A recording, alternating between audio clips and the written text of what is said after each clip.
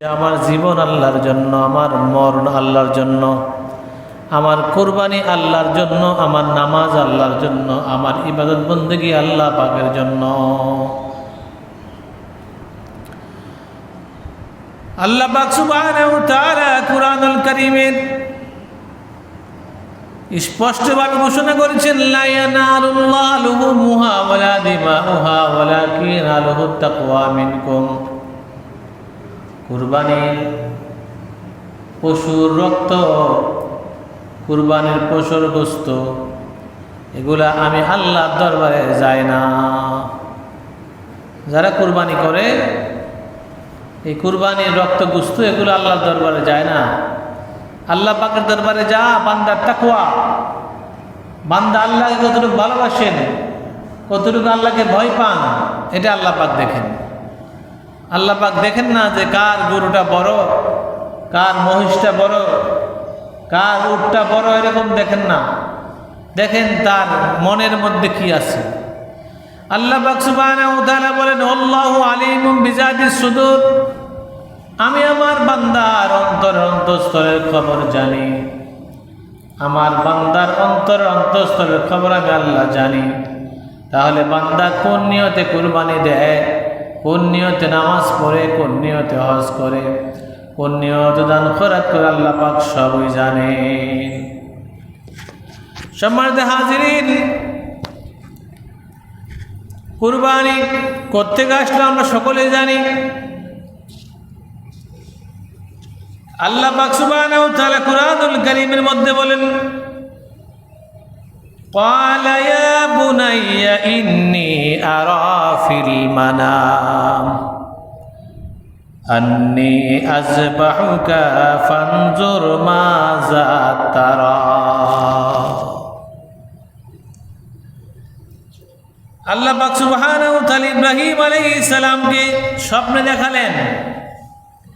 আর সেই স্বপ্ন ইব্রাহিম আলাইহিস সালাম ওনার আদরের ছেলে ইসমাঈল আলাইহিস সালামকে বলতেছেন, ইসমাঈল, আমি স্বপ্নে দেখেছি যে আমি তোমাকে কুরবানি করছি, তাই তোমার মতামত কি, তোমার অভিমত কি, চিন্তা ভাবনা কি? ইব্রাহিম আলাইহিস সালামের স্বপ্ন সন্তানকে শুনাইলেন। সন্তান উত্তর দেয়, সাতাজিদুনি ইনশাআল্লাহ ইনশাআল্লাহু মিনাস সাবিরিন। ইসমাঈল আলাইহিস সালাম উত্তর দেন,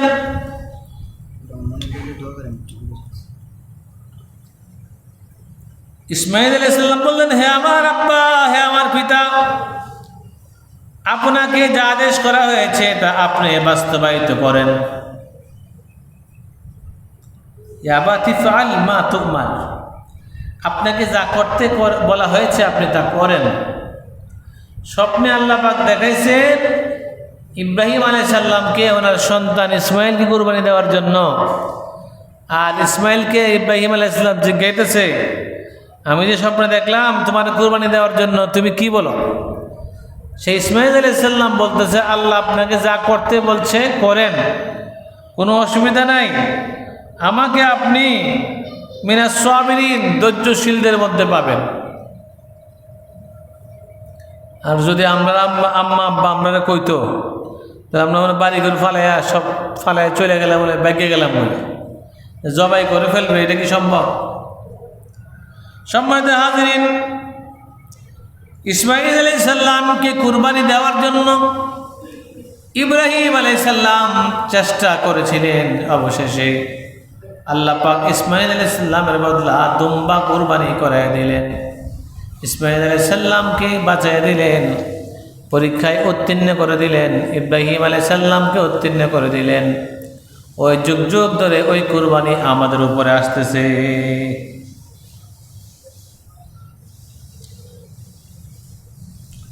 আমরা যে কুরবানি দিব, কি কুরবানি দিব, এই সম্পর্কে আমরা সকলে জানি। এরপরে বছরে একবার কুরবানি আসে, প্রত্যেক মসজিদের খতিবদের দায়িত্ব হলো স্মরণ করে দেওয়া। কুরবানি গৃহপালিত পশু কমপক্ষে 1 বছরের ছাগল, বকরি, ভেড়া, দুম্বা। বকরি, ভেড়া, দুম্বা 1 বছর, নিচে 1 বছর হইতে হবে, আর উপরে বেশি হলে সমস্যা নেই।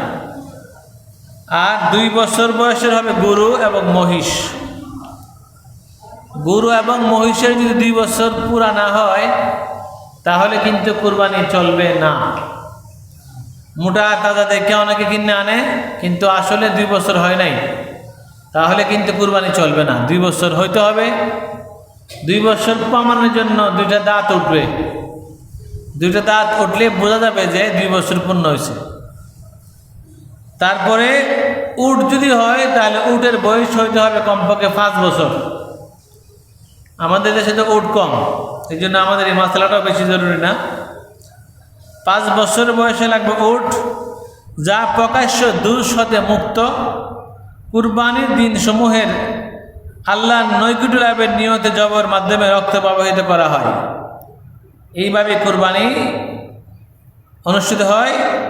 বিশেষ করে 6 মাসের দুম্বা বা ভেড়া দ্বারা কুরবানি করা যায় যদি মোটা তাজা প্রায় 1 বছরের মতো দেখা যায়। এটা হলো কি 6 মাসের দুম্বা বা ভেড়ার বেলা, অন্য কিছু না। দুম্বা বা ভেড়া 6 মাসের দেখতে 1 বছরের মতো লাগে, এগুলা দেওয়া যাবে, কিন্তু ছাগল দেওয়া যাবে না, এবং গরু, মহিষ, উট এগুলো এভাবে দেওয়া যাবে না। عن أبي هريرة أن رسول الله صلى الله عليه وسلم قال من كان له ساعة ولم يضحي فلا يقربن مصلنا। হযরত আবু হুরায়রা রাদিয়াল্লাহু তাআলা হতে বর্ণিত রাসূলুল্লাহ সাল্লাল্লাহু আলাইহি ওয়াসাল্লাম ইরশাদ করেছেন, কুরবানি করার সামর্থ্য থাকা সত্ত্বেও যে ব্যক্তি কুরবানি করল না, সে যেন কখনো আমার ঈদগাহর মধ্যে না আসে। কুরবানি দেওয়ার সামর্থ্য আছে কিন্তু কুরবানি দিল না, সে যেন ঈদগাহর ময়দানে না আসে। এটা আল্লাহ রাসূল সাল্লাল্লাহু আলাইহি সাল্লাম বলে দিয়েছেন। প্রশ্ন হলো, কুরবানি কার উপরে ওয়াজিব? কুরবানি কার উপর ওয়াজিব সেটা আমরা জেনে নেই। জিলহজ মাসের 10 তারিখ, জিলহজ মাসের 10 তারিখ সুবহে সাদিক থেকে জিলহজ মাসের 12 তারিখ সূর্যাস্ত পর্যন্ত কারো কাছে যদি নিসাব পরিমাণ সম্পদ থাকে তাহলে তার উপর কুরবানি দেওয়া ওয়াজিব। প্রশ্ন, নিসাব পরিমাণ সম্পদ কি? নিসাব পরিমাণ সম্পদ হলো ওই 3 দিন কারো কাছে যদি 7.5 তোলা স্বর্ণ অথবা 52.5 ভরি রূপা থাকে, অথবা এই পরিমাণ কোনো সম্পদ থাকে, তাহলে তার উপরে কুরবানি দেওয়া ওয়াজিব। আর যার কাছে 7.5 তোলা স্বর্ণ নাই অথবা 52.5 ভরি রূপা পরিমাণ সম্পদ নাই, তার উপর ওয়াজিব না। আর সেটা মেয়াদ হইলে মাত্র 3 দিন, 10 জিলহজ শুভ সাদিক থেকে 12 জিলহজ সূর্যাস্ত পর্যন্ত। 3 দিনের মধ্যে কুরবানি দেওয়া উত্তম হলো প্রথম দিন 10 তারিখে। 3 দিন কুরবানি দেওয়া যায়। 10 জিলহজ দিতে পারলেন না, অসুবিধা নাই, 11 জিলহজ দেন, সমস্যা নাই। 12 জিলহজ সূর্যাস্ত পর্যন্ত কুরবানি চলে। 3 দিনের মধ্যে উত্তম হলো 10 তারিখ কুরবানি করা। এখন ছোট নাবালক বাচ্চার অনেক সম্পদ আছে, তার কুরবানি দেওয়া লাগবে কিনা? নাবালক বাচ্চার সম্পদ থাকলেও তার উপর কুরবানি ওয়াজিব না।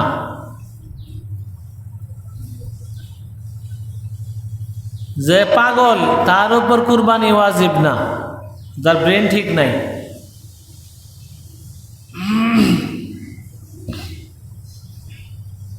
যদি নাবালক সম্পদওয়ালা হয়, নিসাব পরিমাণ সম্পদ থাকে, কুরবানি দেয় তার পক্ষ থেকে, এটা ওয়াজিব হবে না, মুস্তাহাব হবে। যারা দরিদ্র তাদের উপরে কুরবানি দেওয়া ওয়াজিব কিনা? যারা দরিদ্র তাদের উপরে কুরবানি দেওয়া ওয়াজিব না, তবে যদি কুরবানির পশু কিনে ফেলে তাহলে ওয়াজিব হয়ে যাবে। ওয়াজিব না, কিন্তু সে কিনা ওয়াজিব করছে।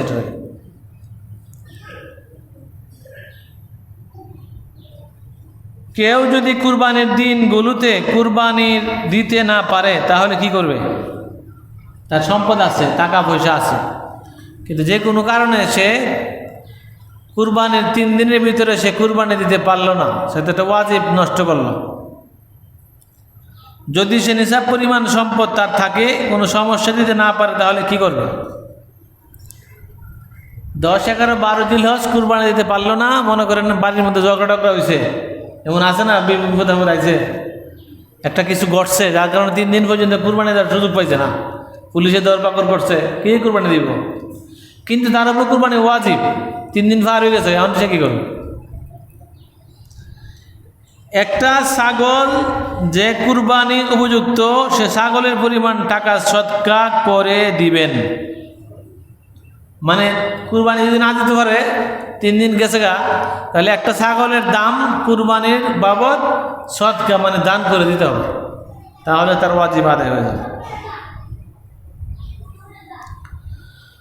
প্রথম দিন কখন থেকে কুরবানি করা যাবে? যে এলাকায় জুম্মার নামাজ হয়, ঈদের নামাজ হয়, সেই এলাকায় ঈদের নামাজের পরেই কুরবানি দিতে হবে। ঈদের নামাজের আগে কুরবানি দিলে হবে না। রাতে কুরবানি দিলে হবে কিনা? 10, 11 তারিখ রাতে দিলে হবে, 12 তারিখ রাতে দিলে হবে না। মানে কুরবানির 3 দিনের মধ্যে 10, 11, 2 দিন রাত্রে দেওয়া যাবে, কিন্তু 12 তারিখ রাত্রে কুরবানি দেওয়া যাবে না।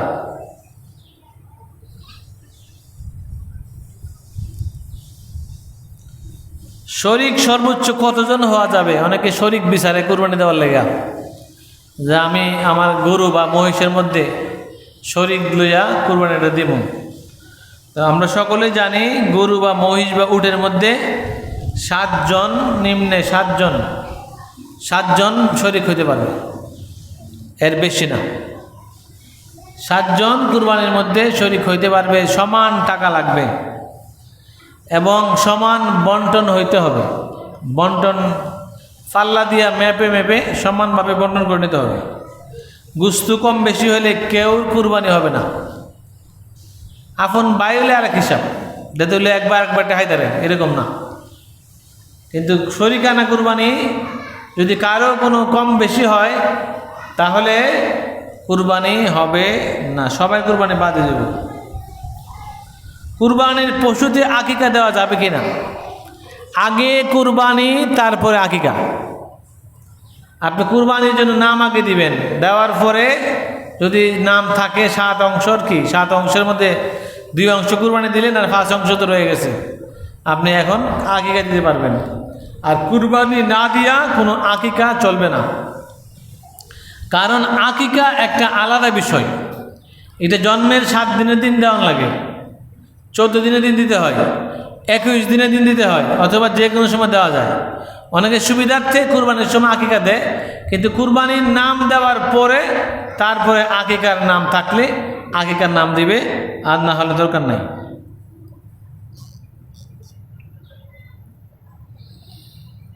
গরু, মহিষ, উট একা কুরবানির নিয়তে একজনে কিনছে। গরু, মহিষ, উট নিজে কিনছে একা, মানে একা কেনার পরে কাউকে শরিক করতে পারবে কিনা? নিজে একটা কিনছি, এখন কারো শরিক করতে নেই। ধনী হলে পারবে, ধনী হলে পারবে, অর্থাৎ যার উপর ওয়াজিব সে কাউকে শরিক করতে পারবে। তবে গরিব হলে, গরিব ওয়াজিব না, কুরবানি তার উপর। পশু কিনে ফেলছে, এখন তার উপর এটা ওয়াজিব হয়েছে, এটা অংশ করে লয়ে থাকতো না। কারণ এই জন্য সর্দারি করলে ফেস লাগে। তা আমি গরিব, আমার কুরবানি দেওয়ার দরকার নাই, কিন্তু নিয়ত করছি, করে লাইছি, কিনে লাইছি, এটা দিতে হবে, এটা ওয়াজিব।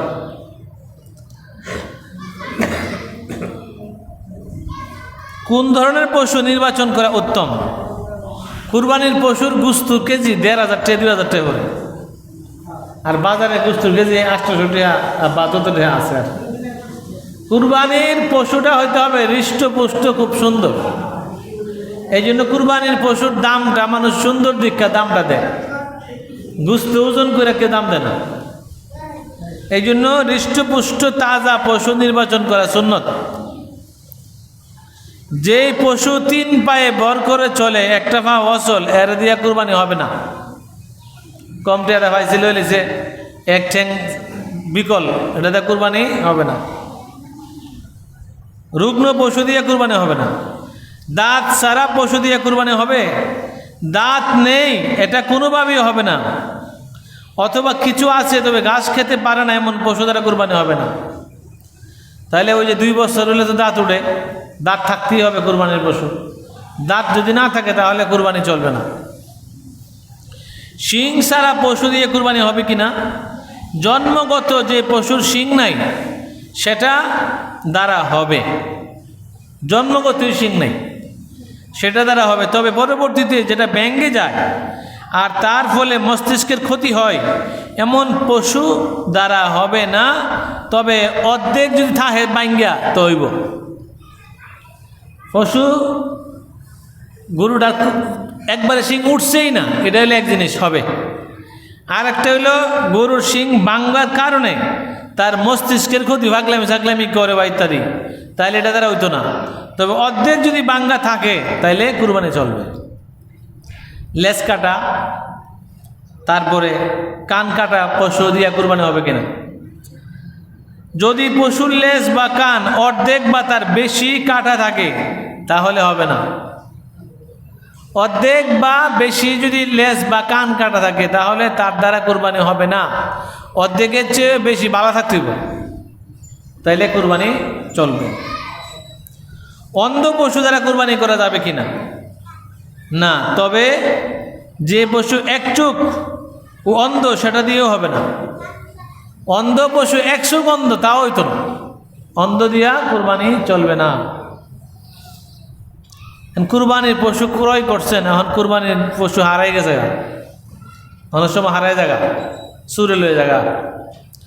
কুরবানির নিয়তে পশু ক্রয় করার পর তা হারিয়ে গেল, এখন কি করবেন? ধনী হলে আরেকটা ক্রয় করবেন, গরিব হলে ওয়াজিব না। গরিব হলে কেন লাগতো না, ধনী হইলে আরেকটা কিনতে হবে। তবে কিনার পর যদি আবার প্রথম যেটা হারাইছিলেন ফিরা পান, তাহলে ধনী ব্যক্তির ইচ্ছা সে একটা কুরবানি করবে, তবে 2টা করা ভালো। কথাটা আবার বলি, যদি হারাইয়া যা এর ভিতরে আরেকটা কিনছেন, এরপরে আগেরটা পাইছেন, ধনী হইলে একটা করলে চলবে, তবে 2টা করা উত্তম। আর গরিবের বেলা এখানে কোনো সান নাই, গরিব বলে 2টা করণ লাগবই, এখতিয়ার নাই, ইচ্ছা নাই। গরিব হলে 2টা, যেটা হারাইছে এটাও কুরবানি, যেটা পাইছে আর কি, আর যেটা কিনে আবার আনছে 2টাই কুরবানি করা ওয়াজিব। গর্ভবতী পশু কুরবানি করা কি জায়েজ? হ্যাঁ, জায়েজ আছে। গর্ভবতী গাভী জায়েজ আছে কুরবানি করা। পশু জবাইয়ের পরে যদি বাচ্চাকে জীবিত পাওয়া যায় তাহলে কি করবেন? গর্ভবতী গাভী কিনা একজনে কুরবানি দিল, জবাই করার পর দেখা গেল ভিতরে বাচ্চাটা জীবিত আছে, এখন কি করবেন? বাচ্চাকে জীবিত যদি পাওয়া যায় তবে বাচ্চাকেও জবাই দিতে হবে। এতে পালা আমি এই ধরনের না কিনুন, মায়া লাগতো না, খারাপ লাগতো না, কিন্তু মাসালা হলে বাচ্চাটাকেও জবাই দিতে হবে। আবার কোনো কোনো জায়গাতে আছে বাচ্চাটাকে দান করে ফেলতে হবে। জবাইয়ের আগ মুহূর্তে যদি পশু প্রসব অবস্থা উপনীত হয় গাভী, তখন কি করবেন? তখন সেই পশু জবাই করা জায়েজ আছে, তবে মাকরু, ঠিক না। এই ধরনের ভেজালে না যাওয়া ভালো।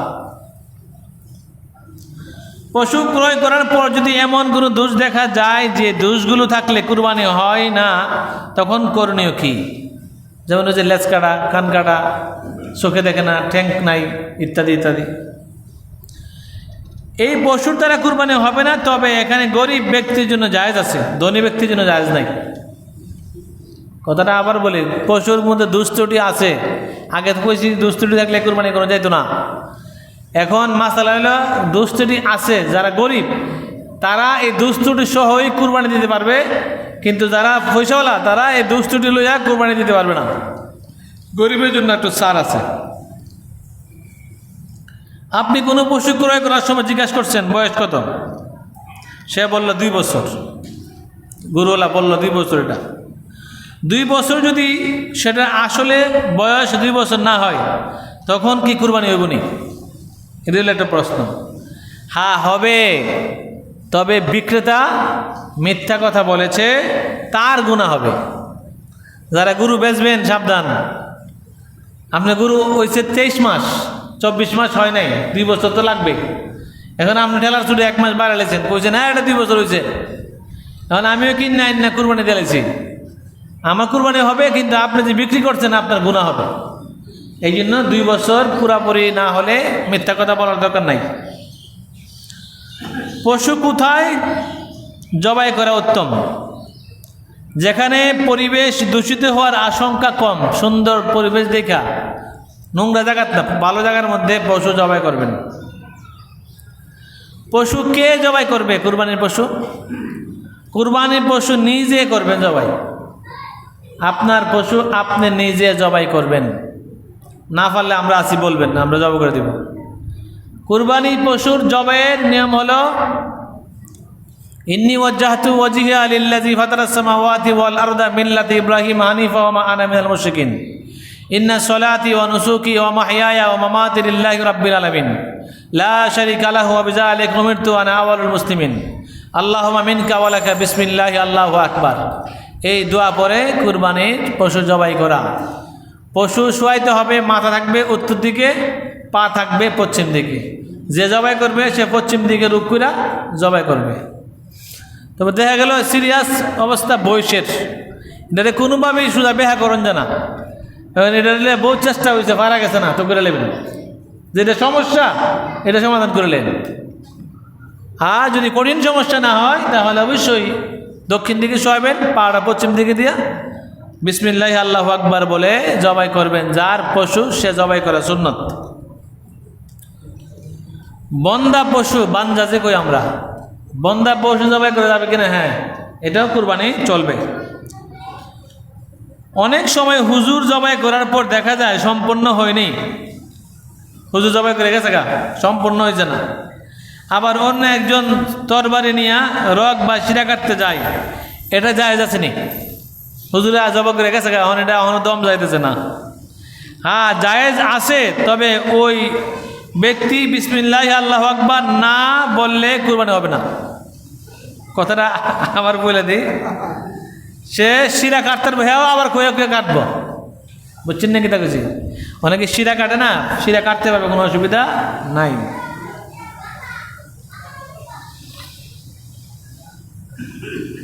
যাই হোক, কুরবানির পশু দ্বারা উপকৃত হওয়া যাবে কি? কুরবানির পশু দ্বারা হাল চাষ করা, এগুলা করা যাবে না।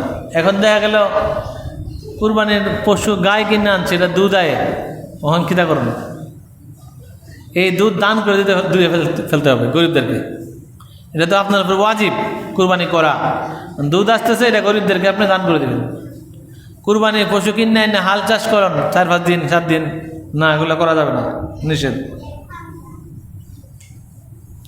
আর যদি আপনি হাল চাষ করেন তাহলে মাছ লাগে করে লাইছি, আমি জানি না, যতটা আর হাল চাষ করছেন অতটা দান করতে হবে। আমি একখানি হাতে হাল চাষ করছি, একখানি হাতে 1000 টাকা লাগে হাল চাষ করতে, 1000 টাকা দান করতে হবে। তবু কুরবানির পশু দ্বারা আপনার হাল চাষ করা যাবে না।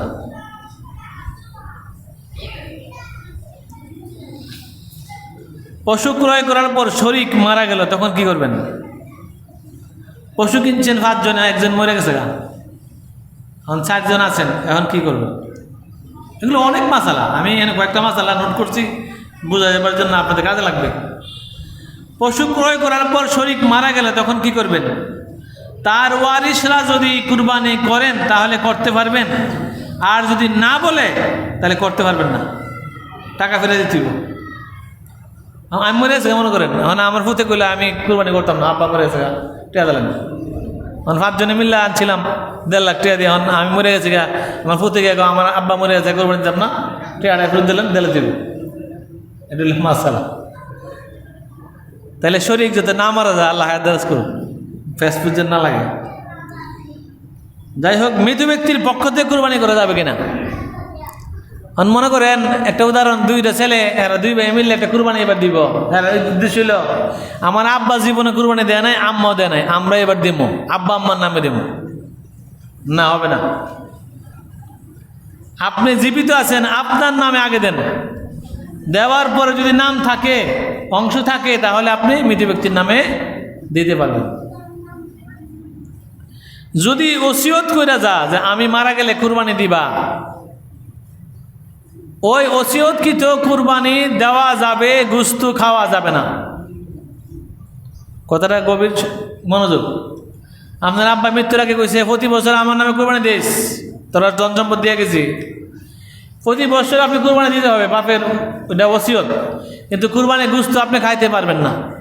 যদি বইলা যা খাইতে পারবা তাহলে খাইতে পারবেন, আর না হলে এই কুরবানির গুস্ত গরিব, মিসকিন, এতিম, অসহায়, পাড়া প্রতিবেশী, অভাবী তাদেরকে দান করে ফেলতে হবে, যদি বইলা দিয়া না যা। আর যদি বইলা দিয়া যা তোমরা খাইও দিও মানুষে, তাহলে খাইতে পারবেন। আচ্ছা, অনুমান করে বন্টন করা যাবে কিনা গরুর গোস্ত বা মহিষের গোস্ত? না, অনুমান করে ভাগ করা যাবে না। তবে 4 জনের শরিক 4টা পাও ভাগ করা যাবে। 4 জনের 4 পাও নেই গা, এটা ভাগ করা যাবে। কিন্তু গোস্ত কি করা যাবে না? অনুমান করে ভাগ করা যাবে না। 3 দিনের বেশি কুরবানির গোস্ত রাখা যাবে কিনা? অনেকে তো এই মশালাটা নিয়ে টেনশন থাকে, রাখা খাইতে চা।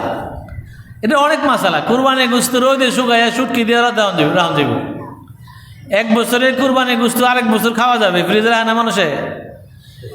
কিন্তু গরিবরে দেওয়ান লাগবো, গরিবের হক গরিবরে দিবেন, আত্মীয়র হক আত্মীয়রে দিবেন।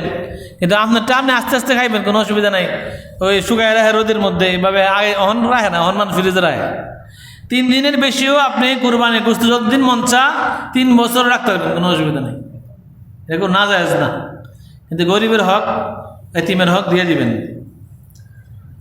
অনেকে আবার কুরবানির গোস্ত 3 ভাগ করার জন্য নিয়ে টেনশন করে যে কুরবানির গোস্ত 3 ভাগ করার লাগবে। ওইভাবে কুরবানির গোস্ত 3 ভাগ করা লাগবে এরকম, এটা ফরজ না, এটা ওয়াজিব না, এটা সুন্নত না, এটা মুস্তাহাব। করলে লাভ আছে, সওয়াব আছে, না করলে গুনাহ হইতো না।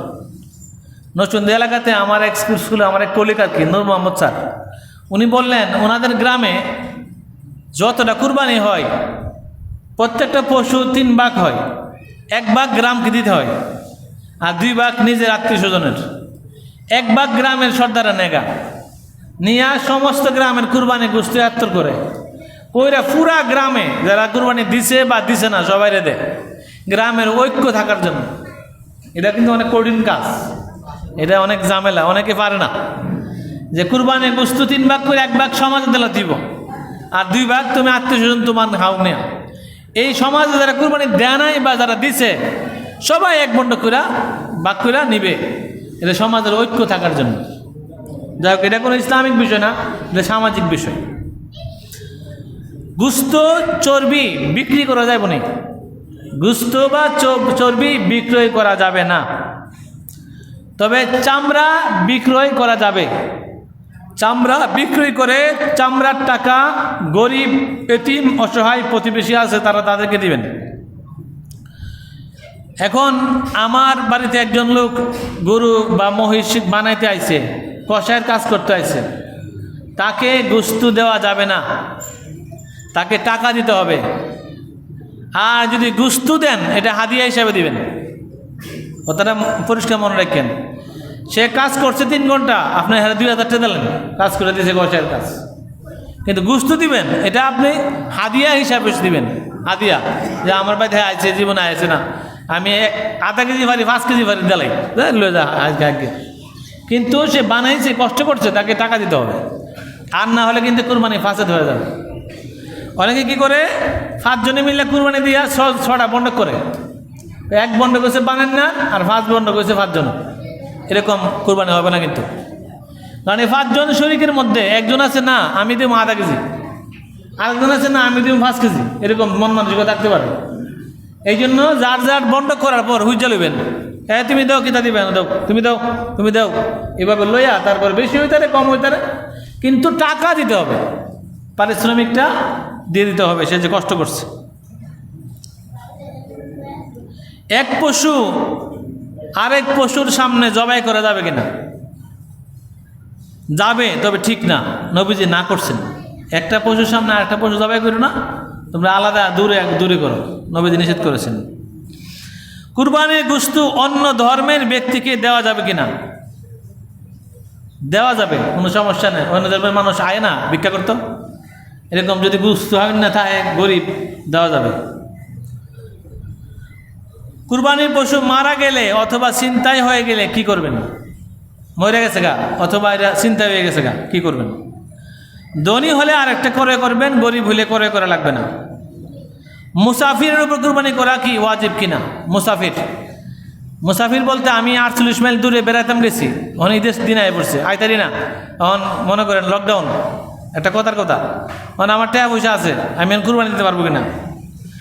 মুসাফিরের উপর কুরবানি দেওয়া ওয়াজিব কিনা? না, ওয়াজিব না।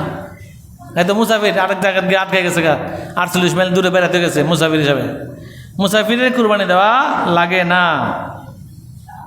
কুরবানি ওয়াজিব এমন ব্যক্তির পক্ষ থেকে কুরবানি করলে কি করণীয়?